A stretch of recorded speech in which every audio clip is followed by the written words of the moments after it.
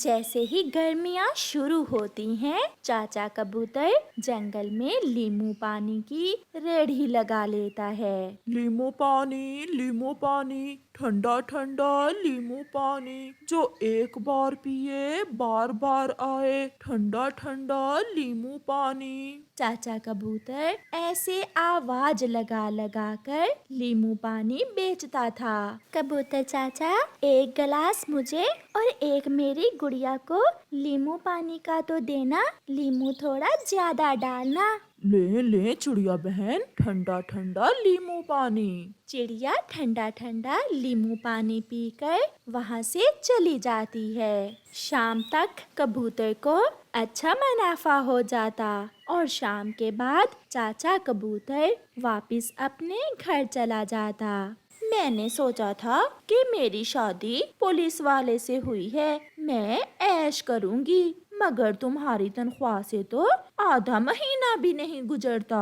तुम चिंता ना करो, अब मेरी ड्यूटी इस जंगल में लग गई है। कल से मैं तनख्वाह के अलावा भी पैसे तुम्हें ला कर दिया करूँगा।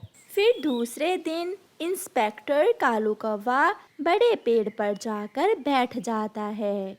बुलबुल, अरे बुलबुल, सुनो सुनो, इधर आओ। जी जी साहिब, क्या बात है? तुम्हारा उड़ने का तरीका ठीक नहीं है। जब तुम उड़ती हो तो तुम्हारी पूंछ क्यों हिलती है? साहिब जी, गलती हो गई, अब मैं ठीक से उड़ूंगी, अब मुझे आप जाने दें। ऐसे कैसे जाने दूं? तुम्हें तो पूरा 100 रुपए जुर्माना होगा। जुर्माने का नाम सुनकर बुलबुल रोने लग जाती है। साहिब, मेरे पास तो फूटी कौड़ी भी नहीं है, मैं आपको 100 रुपए कहाँ से दूं? बुलबुल की बात सुनकर कालू निराश होते हुए उसे जाने देता है। चाचा कबूतर भी हर रोज की तरह दूसरे जंगल से लीमू लेकर वापस आ रहा था। सामने बैठा कालू कौवा चाचा कबूतर को देखकर बहुत खुश होता है। शिकंजी वाला चाचा कबूतर, इससे तो जरूर मैं कुछ ना कुछ माल ले ही लूंगा। फिर इंस्पेक्टर कालू कौवा चाचा कबूतर को रोक लेता है। कैसे गाने गाते हुए जा रहे हो? और इतना बोझ उठाकर उड़ना मना है, क्या तुम जानते नहीं हो? जी जी इंस्पेक्टर जी, मुझे पता है, मगर क्या करूं, काम ही ऐसा है। अगर लीमू ऐसे नहीं लाऊंगा तो रोटी कैसे कमाऊंगा? तो फिर हमें भी तो खुश करो, वरना तुम्हारा तो जुर्माना पक्का है। ये ले इंस्पेक्टर कौवे जी, 50 रुपए, ये आप रख लें। अब मैं जाऊं? हाँ, अब तुम चाहे जितना भी बोझ उठाकर उड़ो, कोई नहीं रोकेगा तुम्हें। फिर चाचा कबूतर वहाँ से चला जाता है और जाकर अपना काम शुरू करता है। कालू कौवा भी शाम तक ड्यूटी करके जब घर वापस जा रहा था तो चाचा कबूतर को लीमू पानी बेचते देखकर वहाँ आ जाता है। अपनी भाभी के लिए 2 गिलास लीमू पानी दो, वरना कल मैं अभी डाल देता हूँ साहिब जी, बस मेरा जुर्माना ना करना। डरते हुए कबूतर चाचा 2 गिलास लीमू पानी के इंस्पेक्टर कालू कौवे को दे देता है। घर जाकर कालू कौवा बहुत खुश खुश अपनी पत्नी को 50 रुपए देता है। लो गोरी, 50 रुपए भी, और ये लीमू पानी भी पियो। ऐसे काम किया करो, फिर ही पता चलेगा मैं इंस्पेक्टर कालू कौवे की पत्नी हूँ। अब तो कालू कौवे ने काम ही बना लिया था। वो हर रोज कबूतर चाचा को रोक लेता और उससे रिश्वत मांगता। इंस्पेक्टर कौवे, आज तो मेरे पास बोझ भी कम है। जितनी ऊंचाई पर तुम उड़ रहे हो, अगर एक लीमू भी गिरकर किसी के लग गया तो वो जान से जाएगा। पता है इस जुर्म का जुर्माना कितना है? कबूतर भी डरते हुए 50 रुपए देकर वहां से चला जाता है। शाम को जाते हुए इंस्पेक्टर कालू कौवा कबूतर से 2 गिलास नींबू पानी भी ले जाता। कबूतर इंस्पेक्टर कालू कौवे से बहुत तंग आ गया था। एक दिन कबूतर चाचा कालू कौवे के नींबू पानी में पेट खराब करने वाली दवा डाल देता है। इंस्पेक्टर कालू दवा वाला नींबू पानी लेकर वहां से चला जाता है। इंस्पेक्टर आज तो पिटेगा अपनी पत्नी से, जरूर पिटेगा। गोरी कौवी जैसे ही नींबू पानी पीती है उसके पेट में दर्द शुरू हो जाता है।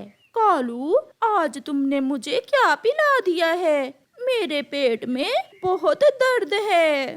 गोरी, लगता है चाचा कबूतर ने आज कुछ किया है हमारे साथ। गोरी कौवी भागी भागी शौचालय जाती और भागी भागी वापस आती। सारी रात गोरी कौवी ऐसे ही गुजारती है।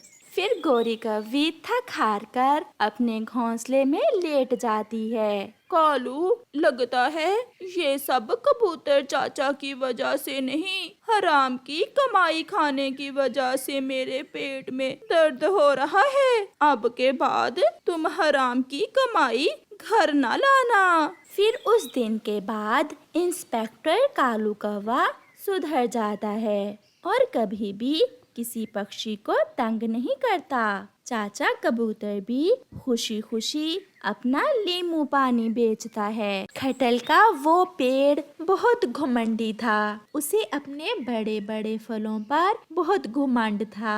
वो किसी भी पक्षी को ना तो अपने फल खाने देता और ना ही किसी पक्षी को अपने साए में बैठने देता।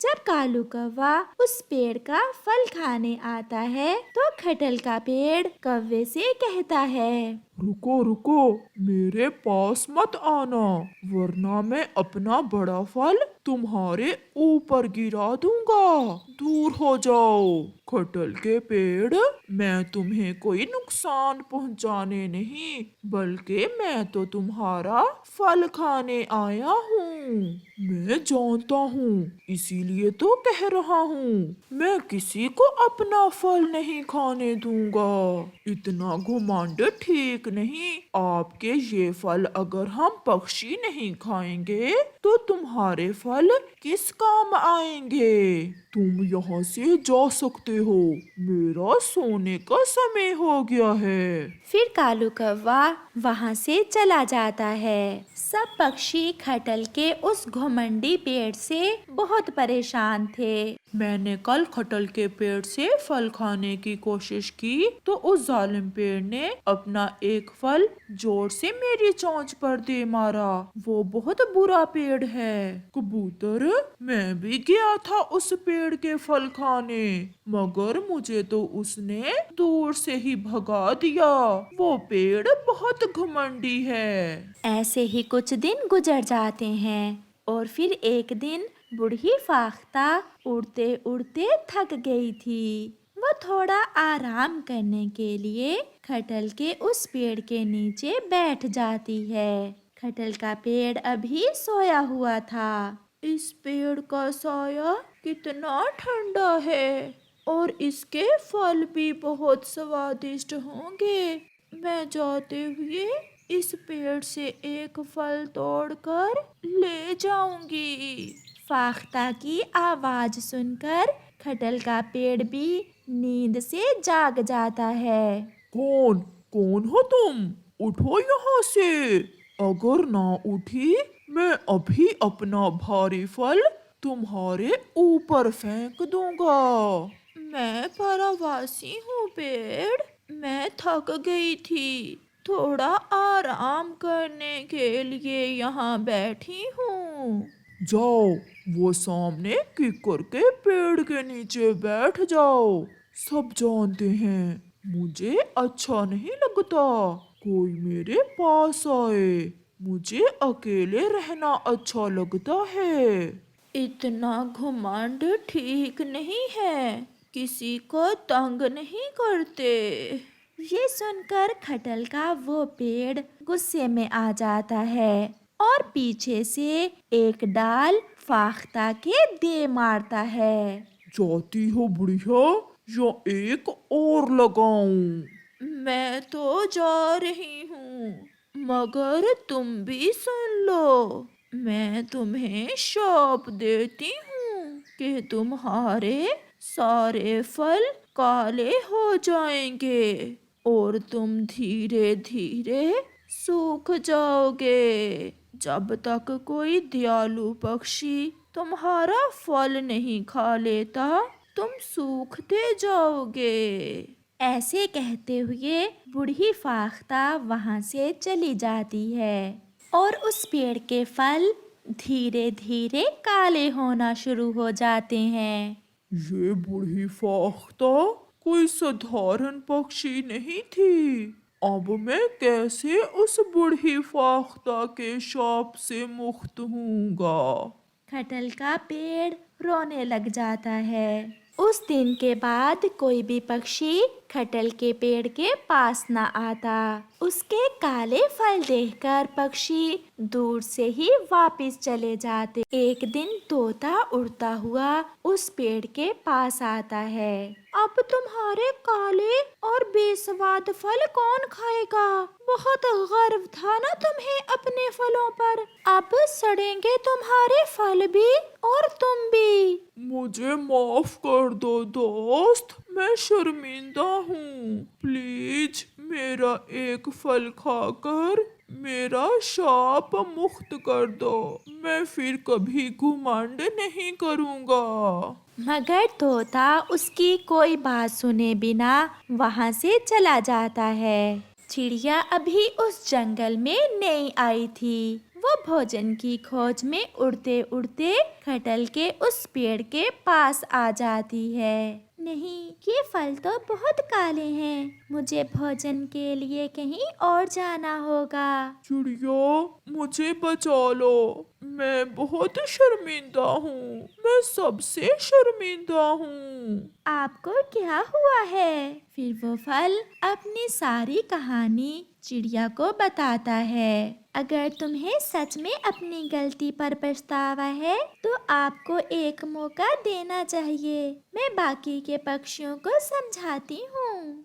फिर चिड़िया दूसरे पक्षियों को उस खटल के पेड़ के पास ले आती है। चिड़िया ये बहुत घमंडी था, इसने मुझे मारा था। मुझे भी। और मुझे भी इसने मारा था। अगर कोई अपनी गलती को सुधारे तो उसे माफ कर देना चाहिए। खटल का पेड़ अब शर्मिंदा है, इसे माफ कर दें। फिर चिड़िया खटल के पेड़ से एक फल तोड़कर खाती है और वो पेड़ फिर से ठीक हो जाता है। आप भी मेरा फल खा सकते हैं। मैं फिर कभी घुमंड नहीं करूँगा। मैं हमेशा आपको स्वादिष्ट फल देता रहूँगा। फिर सब पक्षी खटल के पेड़ से दोस्ती कर लेते हैं और उसे माफ कर देते हैं। प्यारे दोस्तों, देखा आपने कि गरूर का सर हमेशा नीचा होता है, इसलिए कभी गरूर ना करो।